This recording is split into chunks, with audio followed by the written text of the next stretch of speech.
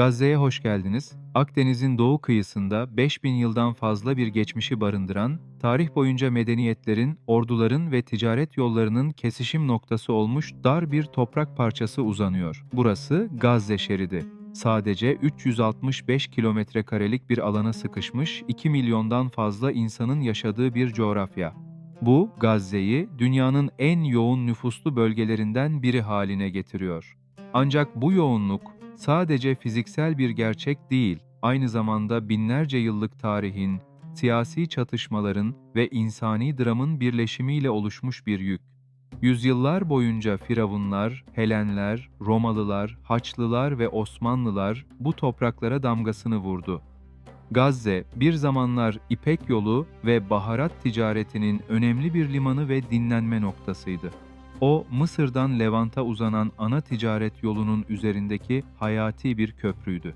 Peki ticari zenginliği, kültürel çeşitliliği ve stratejik konumuyla parlayan bu kadim şehir nasıl oldu da modern dünyanın en büyük ve en inatçı insani ve siyasi kriz alanlarından birine dönüştü? Bu belgesel sadece Gazze'deki savaşın ve yıkımın hikayesini anlatmayacak. O, duvarların ardında var olan karmaşık ekonomi, direnişin altyapısı, tükenen doğal kaynaklar ve sürdürülebilirlik için verilen umutsuz mücadeleyi aydınlatacak.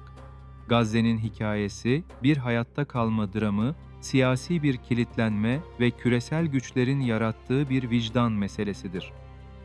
Gazze, tarihsel olarak sadece bir liman değil, aynı zamanda Mısır'a giden ana yolun üzerindeki bir vaha ve ticaret merkeziydi. Antik Mısır'ın en kuzeyindeki askeri karakoluydu. Bugün neredeyse hiç bilinmez, ancak Roma İmparatorluğu döneminde Gazze, şarapları ve seramikleriyle ünlüydü. Gaza Wine, Gazze şarabı, Akdeniz'in her yerinde talep görüyordu ve bu ticaret şehrin ekonomisine büyük zenginlik katıyordu. Arkeologlar yüzlerce yıl sonra bile İngiltere ve Fransa kıyılarında Gazze damgalı şarap testilerine rastlamışlardır.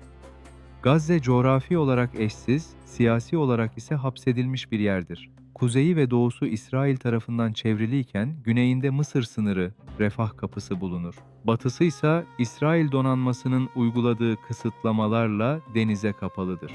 Bu coğrafi sıkışmışlık bölgenin her yaşam alanını etkiler. Su kaynaklarının tükenmesinden balıkçıların denize ne kadar açılabileceğine kadar. 200 deniz mili olan uluslararası standartlara karşın Gazze'li balıkçılar için avlanma alanı çoğu zaman 3 ila 12 deniz mili ile kısıtlanmıştır. Bu sadece balıkçılığı değil, tüm yerel gıda tedarik zincirini bozar. Gazze'nin nüfusu sadece yoğun değil, aynı zamanda gençtir. Nüfusun büyük bir kısmı 18 yaşın altındadır. Bu durum bir yandan büyük bir potansiyel barındırırken, diğer yandan işsizlik, eğitim ve temel hizmetlere erişim konusunda muazzam bir baskı oluşturur. Gazze'nin Hristiyanlık ve Yahudilik içinde tarihi bir önemi vardır. 6. yüzyıla ait 7 deniz tanrısının mozaiği gibi önemli eserler keşfedilmiştir. Daha şaşırtıcısı 6. yüzyıldan kalma bir Bizans sinagogunun kalıntıları Gazze limanının yakınında bulunmuştur. Bu mozaikte İncil'den Kral Davut figürü ve İbranice yazıtlar yer alıyordu. Bu Gazze'nin asırlar boyu süren kültürel ve dini çeşitliliğini kanıtlar. Modern Gazze'nin kaderi 1948 yılında atıldı. Arapçada felaket anlamına gelen Nakba ile birlikte binlerce Filistinli yeni kurulan İsrail devleti sınırları içinde kalan köylerinden kaçarak Gazze şeridine sığındı. Bu ani akın Gazze'nin nüfusunu katladı ve bölge dünyanın en büyük ve en kalıcı mülteci krizi alanlarından biri haline geldi. Bölge nüfusunun yaklaşık %70'i Birleşmiş Milletler'e kayıtlı mültecilerden oluşmaktadır. Onların torunları da hala mülteci statüsünü taşımaktadır. Mülteci kampları geçici barınma yerleri olarak kuruldu, ancak 70 yılı aşkın süredir Gazze'nin daimi kalabalık mahalleleri haline geldiler.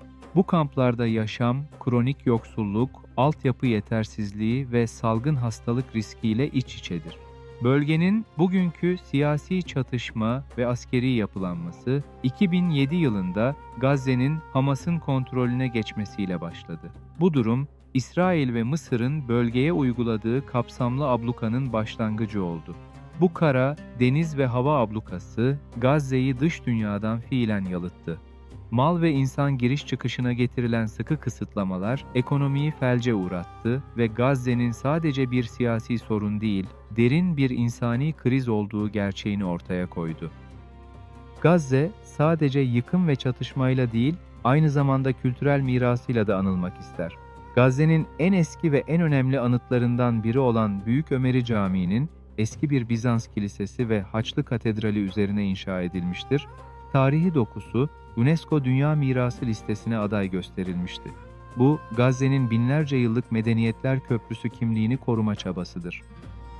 Gazze, bir bakıma insanlık için bir laboratuvar gibidir. Aşırı kısıtlamalar, kaynak kıtlığı, sürekli çatışma riski altında bir halkın nasıl varlığını sürdürebileceği sorusuna cevap arar. Bölgenin işsizlik oranları genellikle %50'nin üzerindedir, genç işsizliği ise daha da yüksektir. Bu, eğitimli bir nüfusun ekonomik geleceğinin adeta çalınması demektir. İnsanlar hayatta kalmak için yaratıcılığa ve resmi olmayan ekonomiye yönelirler.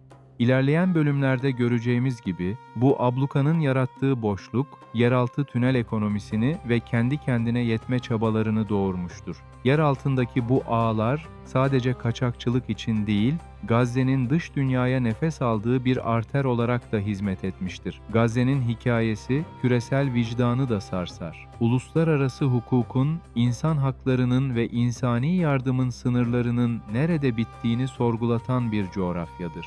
Bu küçük toprak parçası üzerindeki acı tüm dünyanın gözleri önünde yaşanmaktadır. Amacımız, tarihin tozlu sayfalarından bugünün beton yığınlarına, finansın karmaşık akışından çiftçinin son umutla toprağa attığı tohuma kadar Gazze'nin her katmanını objektif ve derinlikli bir bakış açısıyla ortaya koymaktır.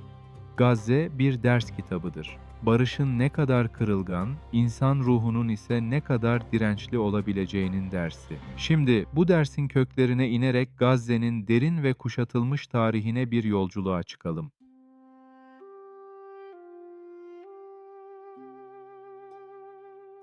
Gazze'nin hikayesi, modern çatışmanın beton ve çeliği arasına sıkışmış bir coğrafyanın çok ötesindedir. O, tarih boyunca sürekli olarak fırtınalarla yüzleşmiş, her seferinde küllerinden yeniden doğmuş, binlerce yıllık bir liman kentinin ruhunu taşır.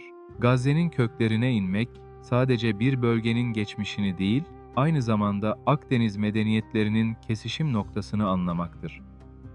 Gazze'nin yazılı tarihi M.Ö. 12. yüzyıla kadar uzanır. Burası Ege'den göç eden ve denizcilikte ustalaşmış bir halk olan Filistlilerin en önemli 5 şehir devletinden biriydi. Stratejik konumu onu Mısır ve Levant arasında bir tampon bölge, aynı zamanda hayati bir ticaret kapısı haline getiriyordu. Antik çağlarda şehir, Firavunların kuzeye doğru ilerleyen orduları için bir üs, Asur ve Babil imparatorluklarının batıya doğru yayılma hattıydı. Şehir defalarca yıkıldı ve yeniden inşa edildi. Bu da onun coğrafi konumunun ve dolayısıyla kaderinin kaçınılmaz bir sonucu oldu. Belki de herkesin bilmediği en ilginç ayrıntılardan biri, Gazze'nin kutsal metinlerdeki derin izidir. Yahudilik, Hristiyanlık ve İslam'ın ortak kaynaklarında adı geçen efsanevi kahraman Samson'un hikayesi, Filistlilerin en büyük tapınaklarından birinin bulunduğu Gazze'de geçer. Samson'un o tapınağı yıkarak binlerce Filistliyi öldürdüğü anlatılır. Bu hikaye, Gazze'nin antik çağlardan beri bir çatışma ve yıkım arenası olarak konumlandığının edebi bir kanıtıdır.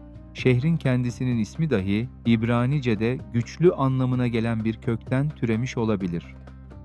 Milattan önce 332'de Makedonya kralı Büyük İskender Gazze'yi ele geçirdi. İskender, Mısır yolculuğundan önce bu şehri 7 ay süren kanlı bir kuşatmayla zapt etti çünkü Gazze Mısır'a geçişin anahtarıydı. İskender'in Gazze'yi ele geçirmesi, şehri Helenistik kültür ve ticaret ağının ayrılmaz bir parçası haline getirdi.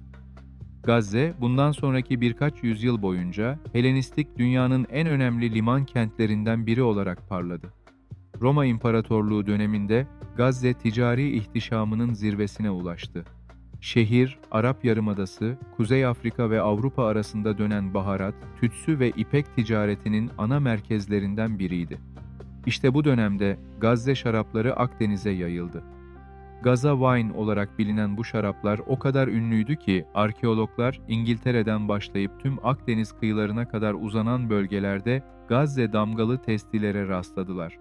Şarap ve seramik ticareti şehre büyük bir zenginlik ve kültürel canlılık kattı. Antik çağda Gazze'nin entelektüel hayatı da çok canlıydı. 4. ve 6. yüzyıllar arasında Bizans yönetimi altındaki Gazze, yalnızca bir ticaret değil, aynı zamanda önemli bir Hristiyan ilahiyat okuluna ev sahipliği yapıyordu. Bu okulun felsefesi, Hristiyanlık inancını Helenistik felsefeyle birleştiriyordu. Gazze okulundan çıkan retorik ustaları, teologlar ve şairler, Bizans İmparatorluğu'nun entelektüel hayatında derin izler bıraktılar. Yani Gazze, bir zamanlar sadece kılıçların değil, aynı zamanda kalemlerin de keskin olduğu bir entelektüel merkezdi. 635 yılında Raşidun halifeliği orduları Gazze'yi ele geçirdi. Şehir, İslam dünyasının önemli merkezlerinden biri haline geldi ve Şam'dan Kahire'ye uzanan büyük ticaret yolunun Via Maris üzerindeki merkezi konumunu korudu. Buradaki en önemli tarihi yapı, bir zamanlar pagan tapınağı, ardından Bizans kilisesi ve Haçlı Katedrali olan günümüzdeki Büyük Ömeri Camii'dir. Bu yapı, Gazze'nin katmanlı tarihinin somut bir kanıtıdır. 1517'de Yavuz Sultan Selim'in Mısır seferi ile Gazze, 400 yıl sürecek Osmanlı İmparatorluğu yönetimine girdi. Osmanlı idaresi altında Gazze, görece bir istikrar dönemi yaşadı. Şam vilayetine bağlı bir sancak merkezi olan Gazze, bölgedeki tarım üretimi ve zenginlik için bir merkezdi. Özellikle pamuk, buğday, arpa ve narenciye yetiştiriciliği gelişti. Osmanlı kayıtları, Gazze'nin bu dönemde büyük hurma bahçelerine sahip olduğunu ve üretimin İstanbul'a kadar ulaştığını gösterir. Osmanlı döneminde Gazze'nin yaşadığı en büyük dış tehdit, 1799 yılında Napolyon Bonaparte'ın Mısır seferi sırasında yaşandı. Napolyon, Akka'ya ilerlemeden önce Gazze'yi ele geçirdi. Burayı askeri bir ikmal üssü olarak kullandı. Napolyon'un bölgedeki varlığı kısa sürse de Gazze halkı için Fransız işgali, Avrupa güçlerinin bölgeye olan bitmeyen stratejik ilgisinin ilk büyük işaretlerinden biriydi. Gazze'nin bugününü şekillendiren en kritik dönüm noktası 20. yüzyılın ortalarında yaşandı. 1917'de Osmanlı İmparatorluğu'nun 1. Dünya Savaşı'nda yenilgisinin ardından bölge İngiliz mandası yönetimine geçti. Bu 30 yıllık dönem Gazze için büyük bir değişimin ve artan siyasi gerilimin başlangıcıydı. İngilizler bölgenin tarımsal potansiyelini arttırdı. Ancak bu dönem aynı zamanda Yahudi ve Arap toplumları arasındaki çatışmanın da giderek tırmandığı bir zemin hazırladı. 1948 yılında İngiliz mandasının sona ermesi ve İsrail Devleti'nin kurulmasının ardından patlak veren Arap-İsrail Savaşı, Filistinliler için nakba, felaket, her şeyi değiştirdi. Bu savaş sırasında İsrail ordularından kaçan veya yerlerinden edilen yüz binlerce Filistinli, yeni kurulan İsrail sınırları içinde kalan şehir ve köylerden Gazze şeridinin dar alanına sığındı. Örneğin Gazze'nin güneyindeki Majdal, bugünkü Aşkelon ve kuzeyindeki Yafa gibi büyük şehirlerden gelen on binlerce insan Gazze'deki mülteci kamplarına yerleşti. Bu ani ve devasa mülteci akını Gazze'nin kaderini sonsuza dek mühürledi. Bir anda bölgenin nüfusu 3 katına çıktı. Gazze şeridi, 1949 Ateşkes Anlaşması ile ortaya çıkan 365 kilometrekarelik dar bir kıyı şeridine dönüştü ve Mısır yönetimi altına girdi. Gazze artık bir liman kenti değil, bir mülteci kampı ve hapsedilmiş bir coğrafyaydı. Gazze şeridindeki nüfusun yaklaşık %70'inin Birleşmiş Milletler'e kayıtlı mültecilerden oluştuğunu biliyoruz. Ancak çoğu kişinin bilmediği detay, bu mültecilerin kimliklerini nasıl koruduğudur. Kamplar, coğrafi birer harita gibi mültecilerin geldikleri orijinal köylere göre organize olmuşlardı. Örneğin Cebaliye Mülteci Kampı'nın bir mahallesi Yafa bölgesi olarak anılabilirken, bir diğeri Majdal bölgesi olarak bilinirdi. Bu, yerinden edilmiş insanların kayıp topraklarıyla olan bağlarını ve kimliklerini koruma çabasıdır. Onlar geçici barınaklarda yaşasalar bile, ruhlarında hala terk etmek zorunda kaldıkları köylerinin kimliğini taşırlar. Mısır yönetiminde geçen kısa bir dönemin ardından 1967 6 Gün Savaşı ile Gazze şeridi tamamen İsrail'in askeri işgali altına girdi. İşgal dönemi Gazze'de Filistinli nüfusun yoğunluğunu koruduğu ve aynı zamanda bölge içinde İsrail yerleşim birimlerinin kurulduğu bir dönemdi. Bu yerleşimler Gazze'nin en verimli tarım arazilerinin önemli bir kısmını kapsıyordu ve bölgenin siyasi gerilimini daha da arttırıyordu.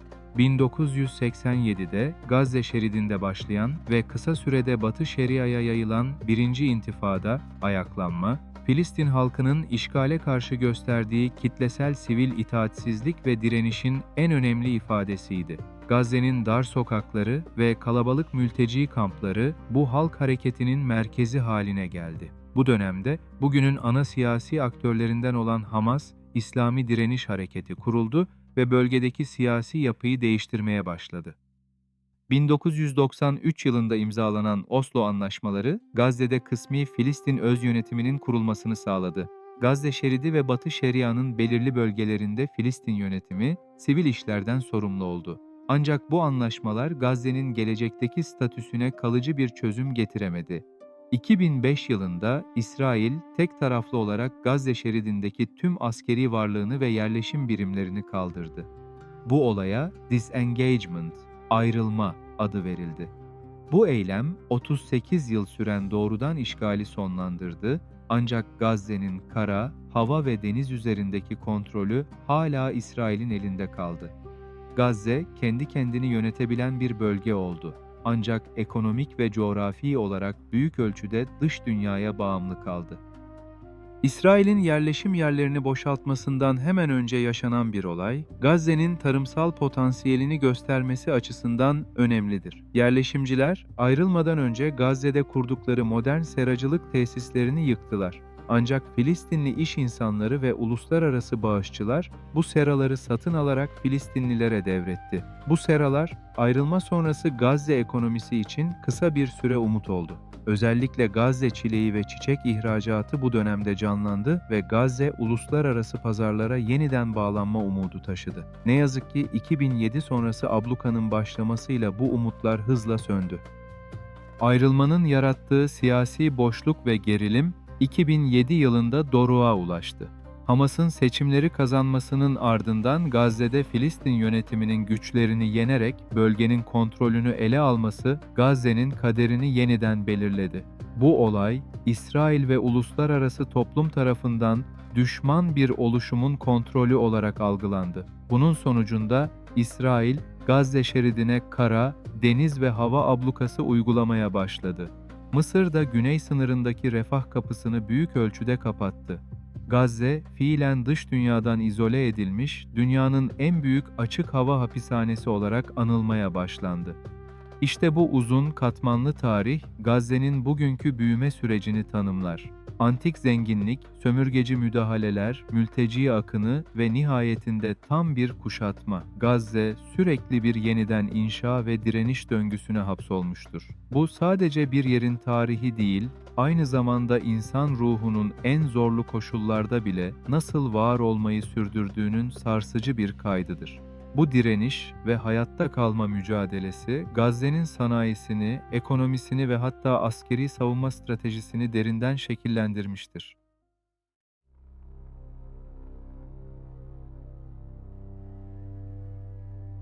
Gazze'nin ekonomisi binlerce yıl boyunca birikmiş bir tarihe sahip olmasına rağmen modern dünyada eşi benzeri görülmemiş bir deneyimdir. Bir ekonominin sıfır noktasına nasıl itildiği ve hayatta kalmak için nasıl yer altına çekildiği. Burası sadece askeri bir çatışma bölgesi değil, aynı zamanda dış dünyaya tamamen kapalı tutulan bir finansal laboratuvardır. Gazze, tarihi boyunca Mısır ve Levant arasında bir ticaret ve tarım merkeziydi. Osmanlı ve İngiliz mandası dönemlerinde dahi pamuk, buğday, narenciye ve meşhur Gazze çileği ile bölgenin zengin bir tarım merkezlerinden biri olarak kalmayı başarmıştı.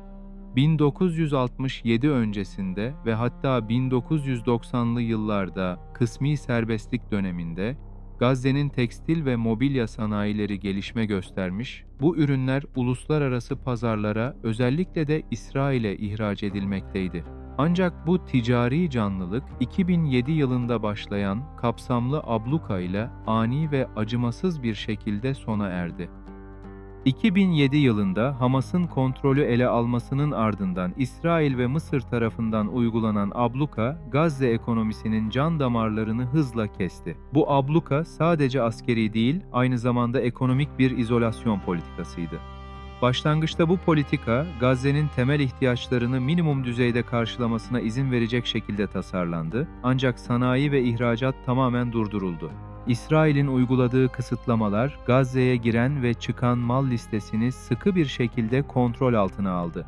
Özellikle çift kullanımlı olarak adlandırılan, hem sivil hem de askeri amaçlarla kullanılabilecek inşaat malzemeleri, çimento, demir ve boruların girişi yasaklandı. Bu, Gazze'nin altyapısını onarma veya yeni sanayi tesisleri kurma yeteneğini temelden yok etti. Bir zamanlar hareketli olan Karni ve Erez sınır kapıları neredeyse tamamen sustu. Gazze'nin limanı, küresel ticarete açılacak bir kapı olmaktan çıkıp sadece balıkçıların kısıtlı bir alanda avlanabildiği bir iç göl haline geldi. Abluka, Gazze'nin imalat sektörünü kısa sürede felce uğrattı. Hammadde girişinin yasaklanması ya da aşırı kısıtlanması, binlerce fabrikanın ve atölyenin kepenk indirmesine yol açtı. Tekstil, mobilya, deri ve gıda işleme gibi Gazze'nin geleneksel sektörleri, ham madde olmadan ve ürettikleri ürünü dışarıya satamadan yok oldu. Bu çöküşün dramatik bir örneği tekstil sektörüdür. Abluka öncesinde Gazze'de 35 binden fazla kişiye iş sağlayan bu sektör, bir zamanlar İsrail ve Avrupa pazarları için yüksek kaliteli ürünler üretiyordu. Kısıtlamalar başladıktan sonra tekstil fabrikalarının çoğu ya tamamen kapandı ya da sadece yerel talebi karşılayacak çok küçük atölyelere dönüştü. Bir zamanlar yüzlerce kişinin çalıştığı büyük bir fabrika binası artık sessiz, tozlu bir depo olarak durmaktadır. Gazze, bir zamanlar kırmızı altın olarak adlandırılan çilek ihracatçısıydı ve çilekleri mevsiminde Avrupa'daki süpermarketlerin raflarını süslüyordu. Çilek yetiştiriciliği binlerce çiftçiye gelir sağlıyordu ve Gazze'nin ekonomisi için hayati bir döviz kaynağıydı. Ancak abluka çileklerin dondurucularda bozulmasına yol açtı. İhracatın yeniden açıldığı nadir dönemlerde bile bürokratik engeller ve sınır kapılarındaki gecikmeler nedeniyle ürünler varış noktasına ulaştığında ya çürümüş ya da değerini kaybetmiş oluyordu. Bu, Gazze'nin tarım sektörünün zorla nasıl yok edildiğinin en acı örneklerinden biridir. Ekonomik felç, insani krize dönüştü. Gazze şeridi sürekli olarak dünyanın en yüksek işsizlik oranlarına sahip bölgeleri arasında yer alır. İşsizlik oranı genellikle %50'nin üzerindedir. Bu, her iki kişiden birinin işsiz olduğu anlamına gelir. Gençler arasındaki işsizlik oranı ise bu rakamın çok daha üstüne çıkarak %60 ila 70 arasında seyretmektedir. Gazze, dünyada eğitimli işsizliğin en yoğun olduğu yerlerden biridir. Üniversite mezunları dahi geleceksizliğin pençesinde kıvranmaktadır. İşsizlik doğrudan yoksulluğu beraberinde getirmiştir. Gazze halkının büyük bir çoğunluğu yoksulluk sınırının altında yaşamaktadır. İnsanlar temel gıda ve ilaç ihtiyaçlarını karşılamak için Birleşmiş Milletler ve diğer uluslararası yardım kuruluşlarının dağıttığı gıda kuponlarına ve yardımlara bağımlı hale gelmiştir. Bu, bir zamanlar kendi kendine yeten, onurlu bir toplumun zorla sürekli yardım alan bir topluluğa dönüşümüdür. Abluka'nın en belirgin ve en çarpıcı ekonomik sonucu yeraltı tünel ekonomisinin doğuşudur. Gazze-Mısır sınırının altından kazılan bu tüneller, abluka yıllarında bölgeye adeta bir nefes borusu görevi gördü. Yüzlerce tünel, Gazze'ye yasaklanmış olan neredeyse her şeyi taşıdı. Gıda, ilaç, yakıt, sigara, araba parçaları ve en önemlisi inşaat malzemeleri. Bu tüneller yasa dışı olmalarına rağmen Gazze'nin ekonomisini ayakta tutan resmi olmayan bir finansal ağ oluşturdu. Tünelcilik binlerce kişiye istihdam sağladı ve bölgede zenginlik yaratan yeni bir sınıf ortaya çıkardı. Tünellerin işletilmesi ve malların fiyatlandırılması Gazze'nin gerçek piyasa mekanizmasını yansıtan bir yeraltı borsası gibi işledi. Bu yeraltı ekonomisi Gazze'nin resmi olarak felç olan ticaretini telafi eden paralel bir gerçeklik yarattı. Yeraltı ekonomisinin en ilginç finansal yönü tünel vergisidir. Tüneller Hamas tarafından kontrol ediliyordu ve giren her mala bir vergi uygulanıyordu. Bu vergiler bölgenin yönetim bütçesinin önemli bir kısmını oluşturuyordu ve Hamas'ın sivil maaşları ve sosyal hizmetleri ödemesine olanak sağlıyordu. Yani tüneller sadece lojistik bir araç değil, aynı zamanda Gazze'nin fiili bir gümrük kapısı ve ana gelir kaynağı haline gelmişti. Bu durum, ablukanın kendisini finanse eden bir döngü yaratmıştı. Ayrıca uluslararası bankacılık sistemine erişim zor olduğu için tünel ticaretiyle kazanılan paralar, bölge içinde ve dışında kripto paralar ya da resmi olmayan döviz transfer sistemleri havala kullanılarak taşınıyordu. Bu, Gazze'yi dünyanın ilk dijital paralel ekonomi deneylerinden birine dönüştürdü. Gazze ekonomisini sürekli boğan bir diğer temel sorun enerji ve su krizidir. Gazze'nin tek enerji santrali sık sık yakıt kısıtlamaları veya hasar görmesi nedeniyle tam kapasite çalışamaz. Bölge halkı günlük ortalama 8 ila 12 saat arasında elektrik kesintileriyle yaşamak zorundadır. Elektrik kesintileri sanayi ve finansal hizmetlerin sürdürülebilirliğini imkansız hale getirir. Hastaneler, okullar ve küçük atölyeler sürekli olarak pahalı jeneratörlere bağımlı kalır. Bu, üretim maliyetini astronomik seviyelere çıkarır ve Gazze mallarını uluslararası rekabetin tamamen dışına iter. Daha da kritik olan su sorunudur. Gazze'nin yeraltı su havzası, aşırı pompalama, kirlenme ve deniz suyunun sızması nedeniyle hızla tükenmekte ve zehirlenmektedir. Birleşmiş Milletler raporlarına göre Gazze'deki suyun %97'sinden fazlası insan tüketimi için güvenli değildir. Temiz su eksikliği, sağlık maliyetlerini artırır ve tarımı neredeyse imkansız hale getirir. Su sorunu, Gazze'nin sadece insani değil, aynı zamanda ekonomik ve çevresel sürdürülebilirliğinin önündeki en büyük engeldir. Gazze ekonomisinin resmi büyük bir kısmı dışarıdan gelen insani yardımlara ve maaş ödemelerine dayanmaktadır. Gazze, dünyanın en yüksek kişi başına düşen yardım oranına sahip bölgelerinden biridir. Bu yardımlar iki ana kola ayrılır. 1. İnsani yardım, BM kuruluşları ve diğer uluslararası sivil toplum kuruluşları tarafından dağıtılan gıda, barınma ve sağlık yardımları. Bu yardımlar halkın hayatta kalmasını sağlar. 2. Maaş ödemeleri. Hamas'ın ödediği maaşların yanı sıra Batı Şeria merkezli Filistin yönetimi tarafından Gazze'deki on binlerce kamu çalışanına ödenen maaşlar. Bu durum bir maaş ekonomisi yaratmıştır. Gazze'deki ticaretin çoğu bu maaşların ve uluslararası paranın bölgeye girmesine bağlıdır. Bu para akışı kesildiğinde piyasa anında çöker. Bu kırılgan yapı, Gazze ekonomisini dış politik kararlara ve bağışçı ülkelerin siyasi iradesine karşı aşırı derecede savunmasız hale getirir. Gazze ekonomisi, kendi motoruyla değil, dışarıdan gelen bir solunum cihazıyla çalışmaktadır. Tüm bu zorluklara rağmen Gazze halkı arasında bir yaratıcı direniş ekonomisi doğmuştur. Dışarıdan büyük ölçekli yatırım alamayan girişimciler, mikrofinans kuruluşları ve yerel sermaye ile ayakta kalmaya çalışır. Özellikle geri dönüşüm ve atık işleme sektörleri, kısıtlı malzeme girişine karşı bir çözüm olarak ortaya çıkmıştır. Bombardımanlardan kalan molozlar dahi inşaat malzemesi olarak yeniden işlenmiştir. Ayrıca tarımda hidroponik, topraksız tarım ve dikey tarım gibi ileri teknikler su ve arazi kıtlığına karşı yerel çözümler olarak denenmektedir. Bu, Gazze'nin sadece hayatta kalmak değil, aynı zamanda yenilik yapmak için de mücadele ettiğinin bir kanıtıdır. Gazze'nin sanayi, ekonomi ve finansal durumu, bir coğrafyanın sürdürülemez bir kuşatma altında nasıl var olmaya çalıştığının acı bir tablosudur. Ekonomisi, siyasi kilitlenmenin kurbanı olmuş, yoksulluk kronikleşmiş ve altyapı çökme noktasına gelmiştir. Gelecekte Gazze'nin ekonomik olarak toparlanması, sadece yardımların arttırılmasına değil, aynı zamanda ablukanın tamamen kaldırılmasına ve bölgenin küresel ticaret ağlarına yeniden bağlanmasına bağlıdır. Limanların ve sınır kapılarının serbestçe açılması, kısıtlamasız ham madde ve ihracat akışının sağlanması, Gazze halkının kendi kaderini tayin etmesi ve ekonomik onurunu geri kazanması için atılması gereken ilk adımlardır. Aksi takdirde Gazze, dünyanın en büyük ve en kalıcı ekonomik bağımlılık alanlarından biri olarak kalmaya devam edecektir.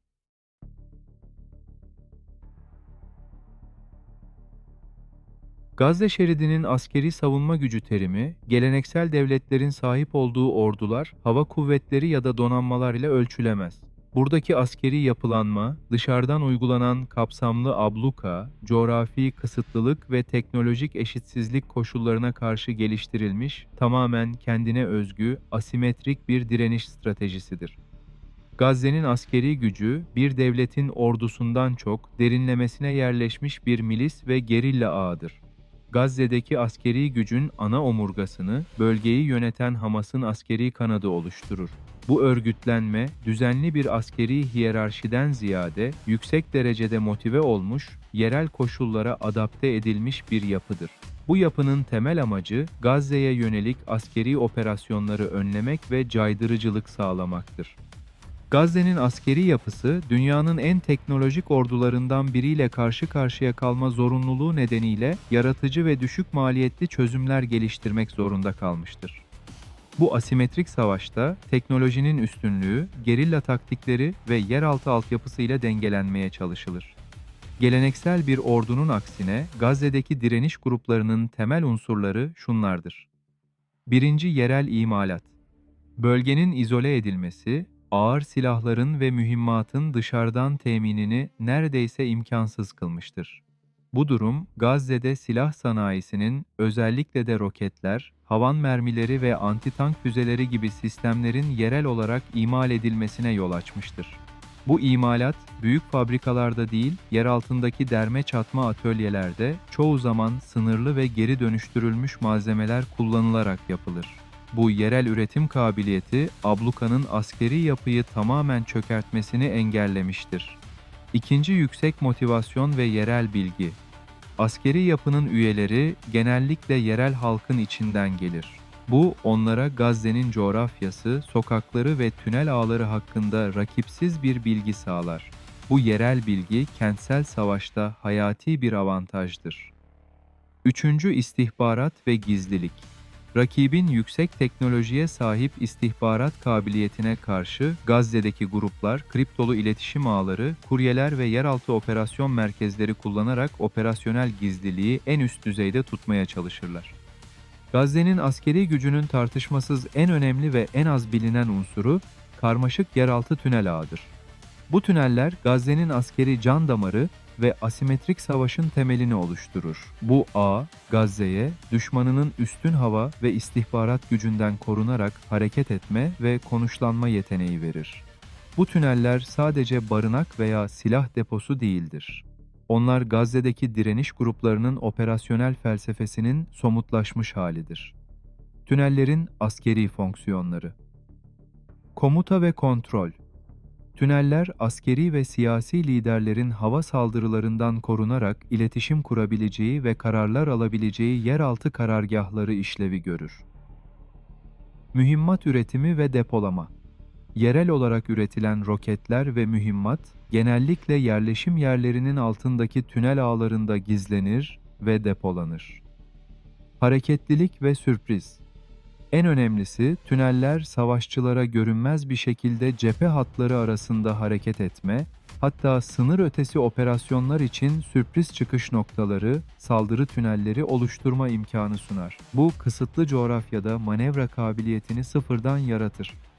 Gazze'deki tünel yapılarının mühendisliği büyük ölçüde gizli ve pratik deneyime dayalıdır. Ancak herkesin bilmediği çarpıcı bir detay, tünellerin mühendislik tasarımında hava basıncının hayati bir rol oynamasıdır. Tüneller, bombalamalar sırasında oluşan şok dalgalarına dayanabilmek için özel olarak tasarlanır. Derinlikleri, tünelin içine hava akışını kontrol eden kapılar ve havalandırma sistemleri, tüneldekilerin yüksek patlayıcıların yarattığı hava basıncından patlama etkisi korunmasını amaçlar. Bu, Gazze'nin kısıtlı imkanlarla geliştirdiği sivil mühendislik direnişi örneğidir. Gazze'nin askeri gücü, deniz ve hava alanında da abluka koşullarına uygun yaratıcı çözümler arar. Deniz gücü, Gazze'nin bir donanması yoktur. Ancak direniş grupları sınırlı hareket kabiliyetine sahip komando birlikleri geliştirmiştir.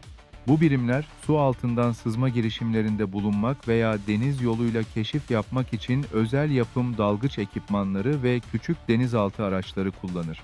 Deniz ablukasının yarattığı kısıtlı alanda bu deniz komandoları Gazze'nin dış dünyaya açılan tek doğal sınırı olan denizde bir sürpriz unsuru yaratmayı amaçlar. Hava gücü, Gazze'nin hava kuvveti basit ve yerel olarak üretilmiş insansız hava araçlarından ibarettir. Bu İHA'lar genellikle ticari drone parçaları veya geri dönüştürülmüş elektronikler kullanılarak monte edilir. Başlangıçta sadece keşif ve gözetleme amaçlı kullanılan bu dronlar zamanla hafif mühimmat taşıyabilecek şekilde geliştirilmiştir. Bu, bölgeye yönelik hava üstünlüğüne sahip olan rakibe karşı sembolik ve psikolojik bir cevap vermeyi amaçlayan düşük maliyetli bir teknolojik direniştir. Gazze'deki askeri gücün birincil hedefleri caydırıcılık, siyasi taviz elde etmek ve direniş ruhunu canlı tutmaktır. Bu askeri yapının varlığı ve eylemleri Gazze'nin sivil yaşamıyla iç içe geçmiş durumdadır. Gazze, dünyanın en yoğun nüfuslu yerlerinden biri olduğu için askeri hedefler ile sivil altyapı arasında çok ince bir çizgi vardır. Tünellerin konutların altına inşa edilmesi, askeri imalatın yerleşim yerlerinde yapılması, sivil halkı doğrudan risk altına sokar. Bu durum, Gazze'nin askeri savunma stratejisi hakkında hem etik hem de uluslararası hukuk açısından karmaşık tartışmaları beraberinde getirir. Direniş grupları bunu, sivil halkın kararlılığının bir parçası olarak görürken, karşı taraf bunu sivil kalkan taktiği olarak nitelendirir. Gazze'de üretilen yerel roketlerin yakıtı, ablukayı aşma yaratıcılığının en somut örneğidir. Yüksek teknolojiye sahip katı yakıt veya füze motorları ithal edilemediği için Gazze'deki mühendisler ev yapımı yakıtlar geliştirmek zorunda kalmışlardır. Bu yakıtların temel bileşenleri arasında gübre yapımında kullanılan tarımsal kimyasallar, şeker, hatta bazen de sabun tozu gibi günlük hayatta kullanılan maddeler yer alır. Bu kimyasalların dikkatli bir şekilde karıştırılmasıyla elde edilen ilkel yakıt, roketlere asgari düzeyde de olsa menzil ve itki gücü sağlar. Bu zorunlu bir kimya dersi, aynı zamanda ablukanın teknik bir meydan okumasıdır. Gazze'nin askeri savunma gücünün sürdürülmesi, bölgenin zaten zayıf olan ekonomisi üzerinde muazzam bir yük oluşturur. Kaynakların tünel inşaatına, mühimmat üretimine ve savaşçıların maaşlarına ayrılması, insani ihtiyaçlardan ve sivil altyapı onarımından uzaklaşılması anlamına gelir. Bununla birlikte bu askeri yapının varlığı, Gazze halkı için sadece bir savunma mekanizması değil, aynı zamanda ulusal onurun ve direniş ruhunun bir sembolü olarak da görülür. Kuşatma altındaki bir halkın varlığını sürdürmek ve siyasi müzakerelerde sesini duyurmak için geliştirdiği bu asimetrik güç, Gazze'nin uluslararası diplomasideki konumunu belirleyen temel dinamiklerden biri olmaya devam etmektedir. Bu güç, korku ve umudu, yıkım ve var olma azmini aynı anda barındıran karmaşık bir denklemdir. Gazze'nin askeri gücü, teknolojiye karşı irade, abluka altındaki yaratıcılık ve imkansız koşullara rağmen direnişin devam ettirilme kararlılığının bir örneğidir. Bu durum, bölgenin gelecekteki siyasi çözüm arayışlarında en büyük engellerden biri olmaya devam edecektir. Gazze'nin askeri savunma gücünün sürdürülmesi, bölgenin zaten zayıf olan ekonomisi üzerinde muazzam bir yük oluşturur. Kaynakların tünel inşaatına, mühimmat üretimine ve savaşçıların maaşlarına ayrılması, insani ihtiyaçlardan ve sivil altyapı onarımından uzaklaşılması anlamına gelir. Bununla birlikte bu askeri yapının varlığı, Gazze halkı için sadece bir savunma mekanizması değil, aynı zamanda ulusal onurun ve direniş ruhunun bir sembolü olarak da görülür. Kuşatma altındaki bir halkın, varlığını sürdürmek ve siyasi müzakerelerde sesini duyurmak için geliştirdiği bu asimetrik güç, Gazze'nin uluslararası diplomasideki konumunu belirleyen temel dinamiklerden biri olmaya devam etmektedir. Bu güç, korku ve umudu, yıkım ve var olma azmini aynı anda barındıran karmaşık bir denklemdir. Gazze'nin askeri gücü, teknolojiye karşı irade, abluka altındaki yaratıcılık ve imkansız koşullara rağmen direnişin devam ettirilme kararlılığının bir örneğidir. Bu durum, bölgenin gelecekteki siyasi çözüm arayışlarında en büyük engellerden biri olmaya devam edecektir.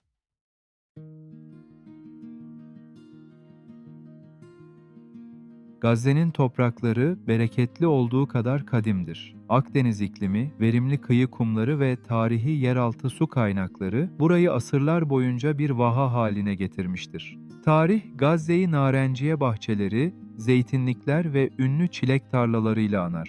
Tarım, sadece bir geçim kaynağı değil, aynı zamanda Gazze halkının toprakla olan kültürel ve tarihi bağının somut bir ifadesiydi. Ancak günümüz Gazze'sinde tarım ve sürdürülebilirlik neredeyse imkansız bir denklemdir. Sürdürülebilirlik genellikle gelecek nesiller için kaynakları korumayı ifade ederken, Gazze'de bu kavram bugünün hayatta kalma mücadelesinin bir eş anlamlısıdır. Bölge, modern dünyanın karşı karşıya olduğu en acil çevresel krizlerin birkaçını aynı anda yaşamaktadır. Su kıtlığı, kirlilik, arazi kısıtlamaları ve enerji yokluğu. Gazze'deki sürdürülebilirlik çabalarının önündeki en büyük ve en yıkıcı engel su krizidir. Gazze şeridi tek bir yeraltı su kaynağına, yani kıyı akiferine bağımlıdır. Bu akifer binlerce yıldır bölgenin yaşam kaynağı olmuştur. Ancak aşırı pompalama, kirlenme ve deniz suyunun sızması, tuzlanma nedeniyle akifer çökme noktasındadır. Akiferden çekilen su miktarı, doğal olarak yenilenebilen miktarın 3 katından fazladır. Bu aşırı sömürü, akiferdeki su seviyesini kritik seviyelere düşürmüş, böylece deniz suyunun tatlı su kaynağına sızmasına neden olmuştur. Tuzluluk seviyesi neredeyse tüm kuyularda Dünya Sağlık Örgütü standartlarının çok üzerine çıkmıştır. Dahası, yıllarca süren abluka ve savaşlar nedeniyle kanalizasyon ve atık su arıtma altyapısı yeterince çalışamamaktadır. Atık suların bir kısmı arıtılmadan toprağa veya doğrudan denize deşarj edilmektedir. Bu durum kalan yeraltı su kaynaklarını bakteri ve nitratlarla kirletmektedir. Bu, bir halkın kendi su kaynağını yavaşça zehirlediği ancak bunu yapmak zorunda kaldığı trajik bir durumdur. Çoğu zaman insanlar Gazze'de su sıkıntısı olduğunu bilir ancak gerçeğin dehşetini bilmezler. Birleşmiş Milletler'in yayımladığı raporlar Gazze'deki su krizinin boyutunu ortaya koymuştur. Gazze'deki yeraltı suyunun %97'sinden fazlası insan tüketimi için güvenli değildir. Bu durum, bölge halkının neredeyse tamamının temel yaşam kaynağının zehirli olduğu anlamına gelir. Temiz su, lüks olmaktan çıkmış, bir hayatta kalma nesnesi haline gelmiştir. Bu durum, ishal, böbrek yetmezliği ve çocuklarda gelişim geriliği gibi su kaynaklı hastalıkların yayılmasına neden olarak zaten kırılgan olan sağlık sistemine sürekli bir yük bindirmektedir.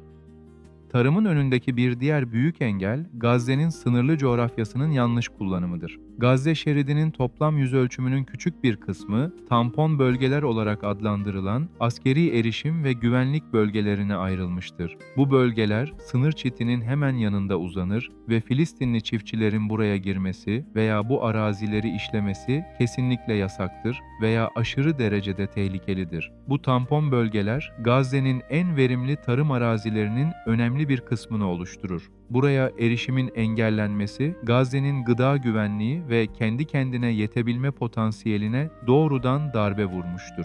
Çiftçiler, ailelerinin geçim kaynağını sağlayan topraklara korku içinde bakmak zorunda kalmaktadır. Askeri operasyonlar sırasında tarım arazileri, altyapı ve sulama sistemleri de ciddi hasar görmektedir. Buldozerler tarafından tahrip edilen tarla ve seralar, çiftçilerin 10 yıllardır süren emeğini bir anda yok edebilmektedir. Bu durum, tarım sektörüne yatırım yapma motivasyonunu sıfıra indirmektedir. Bir çiftçi, ürününü yetiştirmek için harcadığı her emeğin ve paranın bir sonraki çatışmada kaybedileceği riskiyle yaşar. Gazze halkı bu imkansız koşullara karşı bir hayatta kalma tarımı stratejisi geliştirmiştir. Kısıtlı arazi, kirli su ve ihracat yasağı altında çiftçiler ve yerel mühendisler yaratıcı ve düşük teknolojiye dayalı çözümlere yönelmiştir. Birinci kentsel tarım, kısıtlı alana karşı Gazze'de çatı bahçeciliği ve dikey tarım uygulamaları yaygınlaşmıştır. Aileler kendi tüketimleri için domates, salatalık ve otlar yetiştirmek amacıyla evlerinin çatılarını ve balkonlarını kullanır. Bu sadece gıda tedarikini güvence altına almakla kalmaz. Aynı zamanda abluka altındaki yaşamda bir tür psikolojik direnç sağlar. İkinci, hidroponik ve topraksız tarım. Kirli ve tuzlu toprağa karşı bir çözüm olarak bazı girişimciler hidroponik, topraksız tarım sistemlerini kullanmaya başlamıştır. Bu sistemler suyu ve besinleri geri dönüştürerek çok az su ile yüksek verim elde etmeye olanak tanır. Üçüncü, dirençli ürünlere geçiş. Bir zamanlar ihracat yıldızı olan çilek ve kesme çiçekler yerine çiftçiler hurma ve zeytin gibi daha dayanıklı, daha az su gerektiren ve hasar görmeye daha dirençli ürünlere yönelmektedir. Gazze'deki zorlu tarım koşulları, yerel bilim insanlarını geleneksel bilgelikle modern teknolojiyi birleştiren çözümler aramaya itmiştir. Örneğin bazı yerel çevre programları, evsel atık suların arıtılması için doğal sistemler kullanmıştır. Bitkilerin ve ağaçların, özellikle de zeytin ağaçlarının, atık sudaki bazı kirleticileri ve besinleri doğal olarak emme ve suyu temizleme yeteneğinden faydalanılmıştır. Bu biyolojik arıtma sistemi, hem kısıtlı suyu yeniden kullanıma sokmuş hem de zeytin üretimini destekleyerek Gazze'nin iki temel krizine, su ve gıda, tek bir yerel çözümle yanıt vermeye çalışmıştır.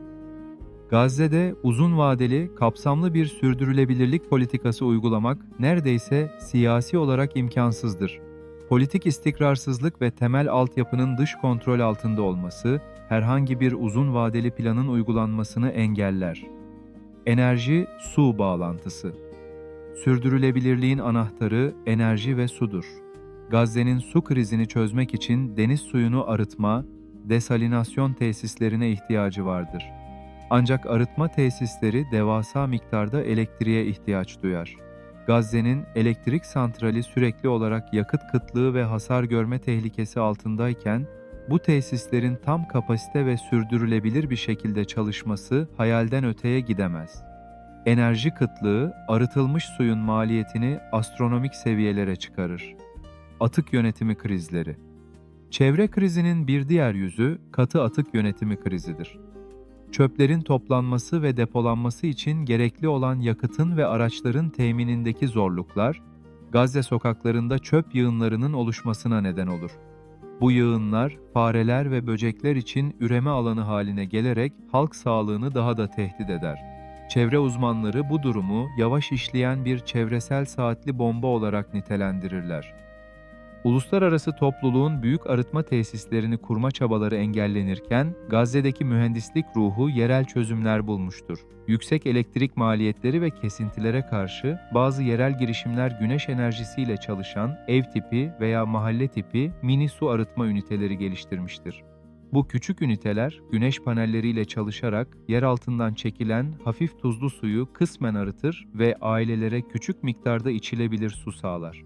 Bu mikro çözümler, Gazze halkının abluka'nın yarattığı kaosa karşı kendi dirençli altyapılarını kurma çabasının bir sembolüdür.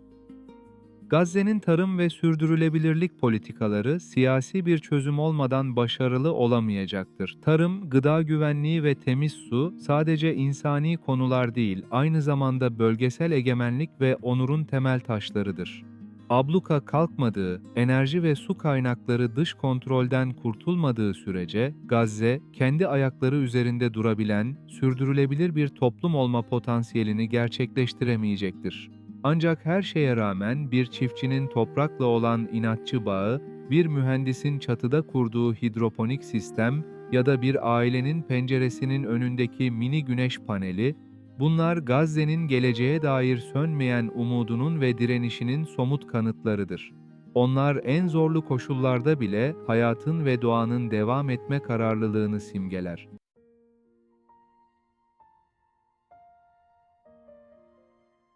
Gazze, bir coğrafyanın hikayesi, aynı zamanda insan ruhunun sınırlarının test edildiği bir destandır. Akdeniz'in dar kıyı şeridine sıkışmış bu küçük toprak parçası, 5000 yıllık medeniyetler tarihinin, modern siyasetin çıkmazlarının ve insanlığın en büyük insani sınavlarının somut bir haritasıdır. Bu belgesel boyunca Gazze'nin katmanlı gerçekliğini gördük.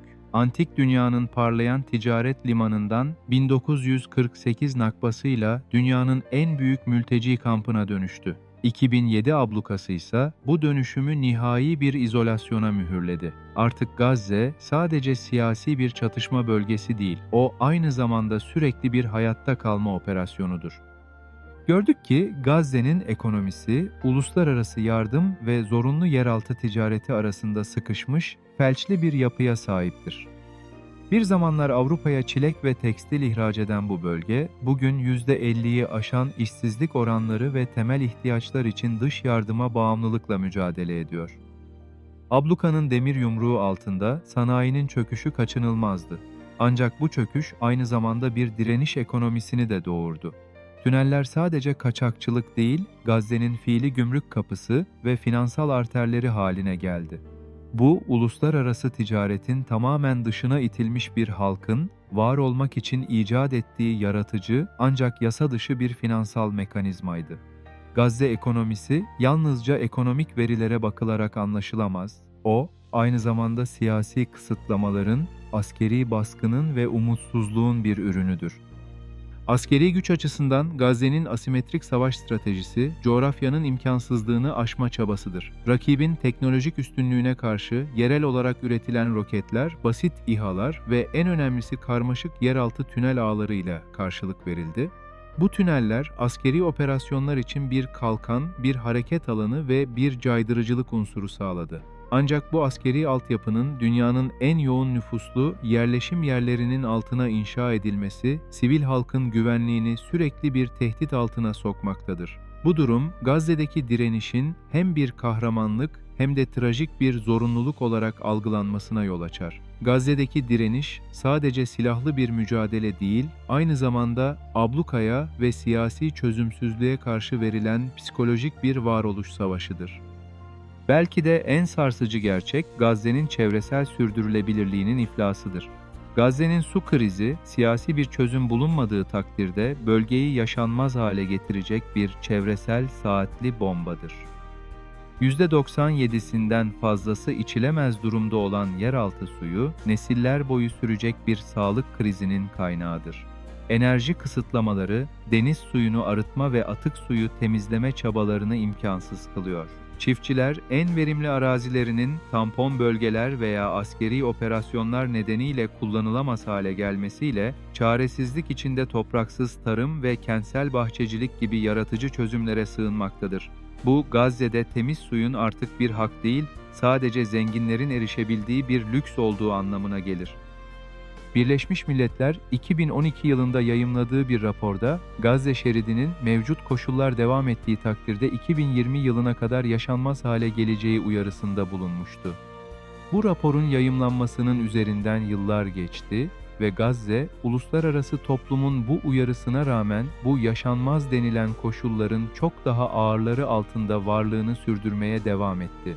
Bu, uluslararası bir uyarının nasıl görmezden gelindiğinin ve insan ruhunun en zorlu şartlarda bile nasıl hayata tutunabildiğinin ürkütücü bir kanıtıdır. Yaşanmazlık uyarısına karşı insanlar hayatta kalmayı birincil direniş biçimine dönüştürmüştür. Tüm bu zorlukların ortasında Gazze'deki en büyük potansiyel ve en büyük trajedi bir aradadır. Genç nüfus. Nüfusun büyük çoğunluğu 18 yaşın altındadır. Bu çocuklar doğduklarından beri abluka altında yaşamış, savaşın ve kısıtlamaların ne anlama geldiğini çok erken yaşta öğrenmiş bir nesildir. Onlar, yıkım ve yeniden inşa döngüsü içinde büyüyen, ancak buna rağmen eğitim görme, bir gelecek hayal etme ve dış dünyaya açılma arzusunu koruyan bir nesildir. Gazze'nin geleceği bu gençlerin elindedir. Onların yaratıcılığı, yeraltı mühendisliğinden hidroponik tarıma kadar her alanda kendini göstermektedir.